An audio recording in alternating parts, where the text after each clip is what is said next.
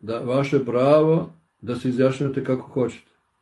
A moje pravo da prihvatim ili ne prihvatim makedonsku naciju. Ne mogu da prihvatim nešto što je đavo stvorio. U istom momentu kad i crnogorsku naciju. To je laž. Vi možete da budete ili Srbin, ili Bugarin, ili Grk. Prema tome, ima na tabli onoj, kako se zove,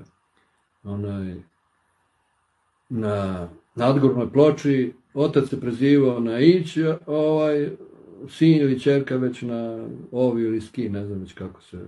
Prema tome, moji su, pokazalo se da je, genetika je dokazala da je moje predanje porodično, tačno, da smo mi od Karadžice planine iz severozapadne Makedonije.